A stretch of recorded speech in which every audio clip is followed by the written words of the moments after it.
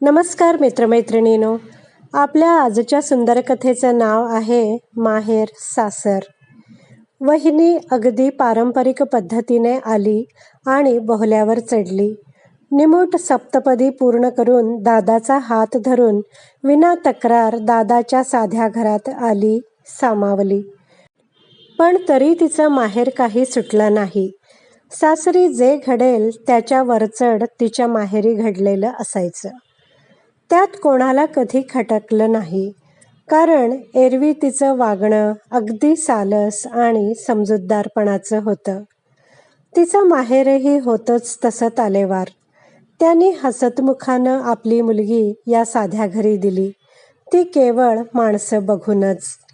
त्यामुळे त्यांच्याकडूनही कधी आगाऊपणा झाला नाही की अवमान झाला नाही. वर्षातून 2दा वहिनी माहेरी जायची, त्यात एकदा तिचा दादा तिला आणायला जायचा. हे आता आमच्या लहानपणापासूनच माहीत झालेलं होतं. वहिनी माहेराहून आली की पुढचे काही दिवस तिच्या बोलण्यातून सतत माहेरचं वारेजंग दाखले ऐकावे लागायचे. अर्थात ते ऐकण्यासारखेच असायचे.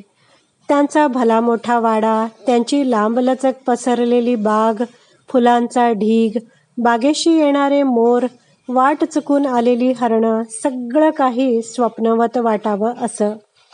म्हणजे ही स्केटिंग करण्यात मनमुराद वेगावर स्वार होणारी मुलगी दादाच्या सोबत इथल्या घरात स्थिरावलीच कशी, याचंच आम्हाला आश्चर्य वाटतं.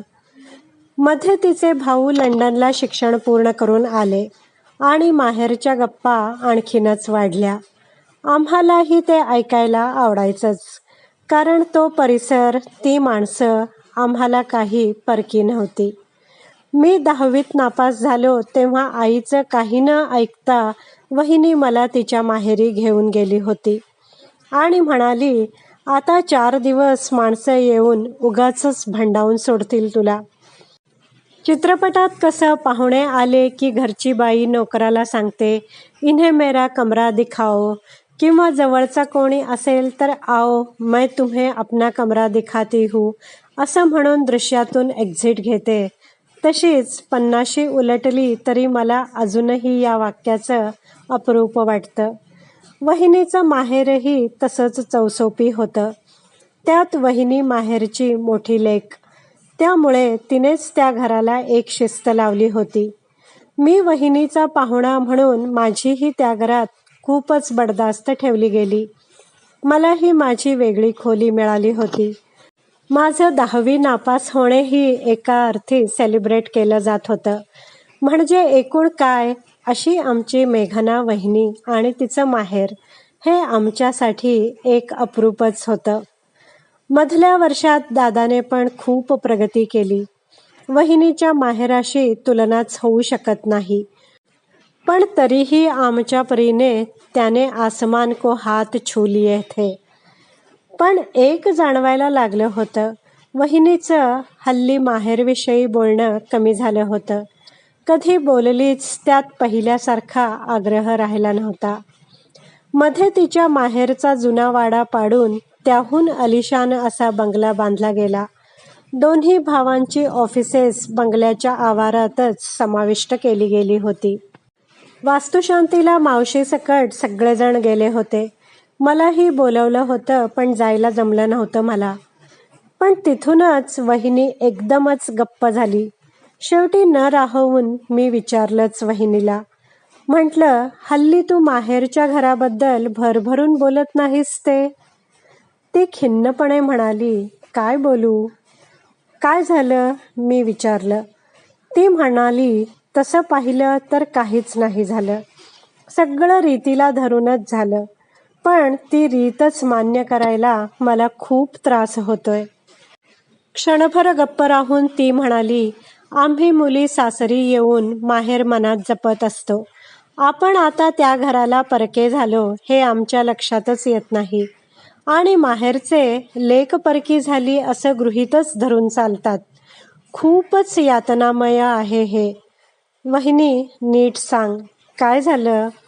मी काकुळतीला येत म्हणालो.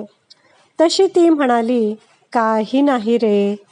आधी वाडा होता, त्यात माझी स्वतःची खोली होती. मला माझ्या खोलीचं खूपच कौतुक होतं. घरचेही त्या खोलीला ताईची खोली असंच म्हणायचे. मग आता मी न राहून विचारले, आता इतका आलिशान बंगला बांधला, एक मजला पण वाढवला, पण त्यात कुठेच मला जागा नाहीये. धाकटा भाऊ शांतनू आता 10-12 वर्ष लंडनला जायचाय, तरीही त्याची रूम आहे. आई बाबांची रूम असूनही आईची एक वेगळी रूम आहे. दादाच्या दोन्हीही मुलांना वेगवेगळ्या रूम्स आहेत. पण ताईची जागा या घरात अबाधित आहे असं कोणालाच वाटलं नाही. मी सहज विचारून गेले, माझी रूम? तर शांतनू म्हणाला, गेस्ट रूम आहे ना, शिवाय स्टडी रूम आहेच. जागा होती, पण सामावून घेणं ज्याला म्हणतात ते त्यांच्या लक्षातही आलं नाही. मग मी मनापासून या घराकडे वळले, या घराची होऊन गेले.